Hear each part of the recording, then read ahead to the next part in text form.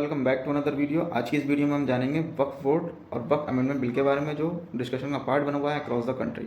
तो क्या है वक्फ बोर्ड और वक्फ अमेंडमेंट बिल में क्या चेंजेस किए गए हैं।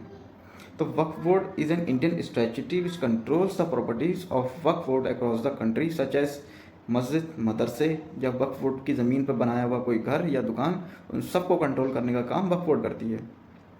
और क्या चेंज किया गया है वक्फ बोर्ड के अंदर? अकॉर्डिंग टू सेक्शन 40 ऑफ वक्फ एक्ट 1995, सेक्शन 40 ये कहता है कि इफ़ द वक्फ board has sufficient reason to believe कि वो प्रॉपर्टी वक्फ बोर्ड के अंडर में आती है, तो वक्फ बोर्ड उस प्रॉपर्टी की इंक्वायरी कर कर जो है उसको टेक ओवर कर सकता है, उसका फैसला सुनाकर।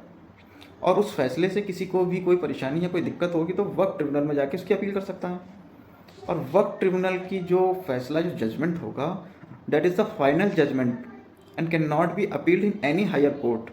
ये पहले था। अब सेक्शन 40 को अमेंड करके जो बिल लाया गया है वो ये है कि वक्फ बोर्ड के अंदर अगर कोई भी फैसला लेती है वक्फ ट्रिब्यूनल, तो उसको हायर कोर्ट में चैलेंज करना चाहिए। मतलब इन्वॉल्वमेंट ऑफ कोर्ट उसमें कर दिया गया है हायर कोर्ट का, कि अगर कोई फैसला अगर वक्फ ट्रिब्यूनल लेती है, अगेंस्ट में आता है या फेवर में आता है, तो उस चीज़ को जो है चैलेंज हाई कोर्ट में किया जाना चाहिए। पहला चेंजेस ये हो गया। दूसरा चेंजेस ये है कि विद इन 90 डेज उस जजमेंट को चैलेंज करना होगा वहाँ पर। और तीसरा चेंजेस ये है कि जो वक्फ बोर्ड के जो मेंबर्स हुआ करते थे वो सारे मुस्लिम्स हुआ करते थे। जितने भी मेंबर्स होते थे ऑल आर मुस्लिम्स। अब उनको एटलीस्ट 2 नॉन मुस्लिम्स जो हैं अपॉइंट किया जाएगा वक्फ बोर्ड के अंदर, और 2 वीमेंस को भी अपॉइंट किया जाएगा उसके लिए। पहले वीमेंस भी नहीं थी, अब उसमें वीमेंस को भी अपॉइंट किया जाएगा दोनों में, वक्फ बोर्ड के अंडर में। पहले हम वक्फ समझ लेते हैं कि वक्फ क्या होता है। What is the definition of Waqf?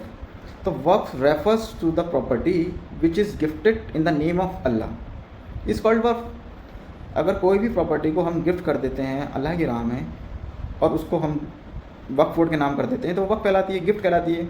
In simple words, to gift a property in the name of Allah is वक्फ and becomes the property of Waqf board. Property में दी गई पावर वक्फ बोर्ड की, अगर कोई विवाद प्रॉपर्टी है वक्फ बोर्ड की, तो उसका सुनने का राइट डिस्ट्रिक्ट कलेक्टर और डिप्टी कलेक्टर को दिया गया है। और जब तक वो प्रॉपर्टी डिस्प्यूट के अंडर में रहेगी, उसको ना वक्फ बोर्ड यूज़ करेगा, ना जो दावा कर रहा है उस पर वो यूज़ करेगा। बिल्कुल क्लोज रहेगी प्रॉपर्टी। ये एक चेंज उसमें और किया गया है। अमेंडमेंट बिल किन लॉज को वायलेट्स करता है, इस चीज़ के बारे में हमें जानना चाहिए। It's violets the article 13 of the Indian Constitution. And what's the Article 13 says that?